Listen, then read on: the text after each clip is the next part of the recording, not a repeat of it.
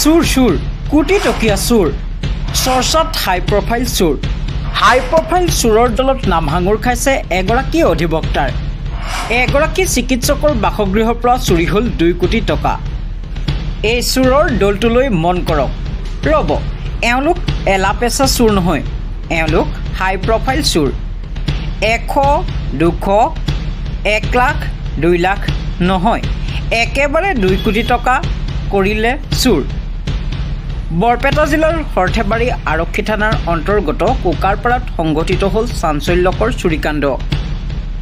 এগৰাকী চিকিৎসকৰ বাসগৃহৰ পৰা চুৰি কৰা হৈছিল 2 কোটি টকা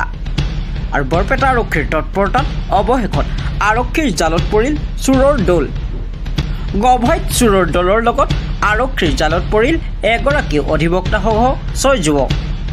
ধৃত যুৱককেইজন বৰপেটা জিলাৰ হৰথেবাৰী থানাৰ অন্তৰ্গত মাছদিয়া গাঁৱৰ জেহেৰুল ইছলাম কামাল উদ্দিন ৰেজাউল কৰিম তাৰাবাৰী থানাৰ অন্তৰ্গত চনেৰতাৰী গাঁৱৰ অধিবক্তা আব্দুৰ ৰৌফ হৰথেবাৰী থানাৰ অন্তৰ্গত কুকাৰপাৰ ৰবিয়াল আলী আৰু হাউলি থানাৰ অন্তৰ্গত খণ্ডকাৰপাৰাৰ মন্তাজ আলী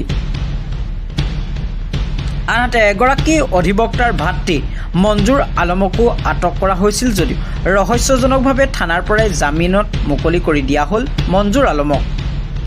বৰপেটাৰ কুকাৰপাৰাত সংঘটিত হৈছিল এক চাঞ্চল্যকৰ চুৰিকাণ্ড কুকাৰপাৰাত ডাক্তৰ সুবুৰুদ্দিন আহমেদৰ বাসগৃহৰ পৰা চুৰি হৈছিল 2 কোটি টকা যোৱা 10 মে'ত ডাক্তৰ সুবুৰ আলী আহমেদে মাছদিয়া আৰক্ষী চকীত দাখিল কৰিছিল এজাহাৰ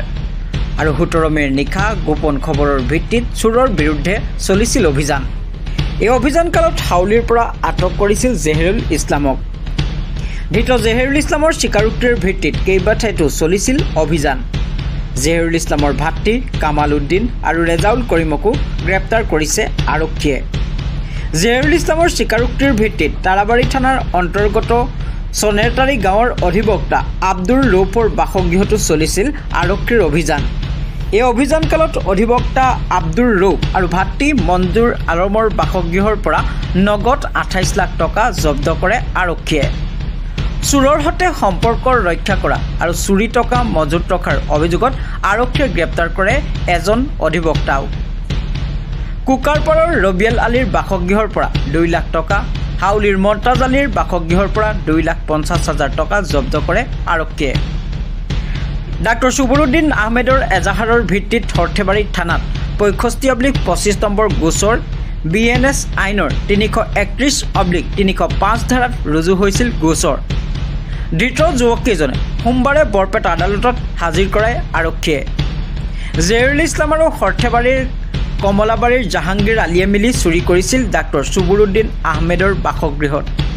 ঘৰত কোনো নথকাৰ সুযোগ গ্ৰহণ কৰি ঘৰৰ দৰ্জাৰ তলা ভাঙি আৰু গডৰেজৰ তলা ভাঙি চুৰি কৰিছিল বৃহৎ পৰিমাণৰ নগদ ধনৰাশি সম্প্ৰতি পলাতক হৈ আছে জাহাংগীৰ আলীৰ বাসগৃহত অভিযান চলাই আৰক্ষীয়ে জব্দ কৰিছিল 3,18,000 টকা আৰু জাহাংগীৰ আলী AS11 EC 3814 নম্বৰৰ আৰু AS01 ES 8604 নম্বৰৰ দুখন বাহন জব্দ কৰে আৰক্ষীয়ে আনহাতে ধৃত জেহেৰুল ইছলামৰ স্বীকাৰোক্তিৰ ভিত্তিত জনিয়াৰ পৰা AS04 AG 1449 নম্বৰৰ বলেৰো বাহন এখনো জব্দ কৰে আৰক্ষীয়ে বৰ্তমানলৈ আৰক্ষীয়ে চুৰি হোৱা টকাৰ 35,68,000 টকা উদ্ধাৰ কৰিবলৈ সক্ষম হৈছে আৰক্ষীয়ে তদন্ত অব্যাহত আছে বুলি জানিব পৰা গৈছে চেঙাৰ পৰা শহীদুল বৰুৱাৰ ৰিপৰ্ট নিউজ এড আছাম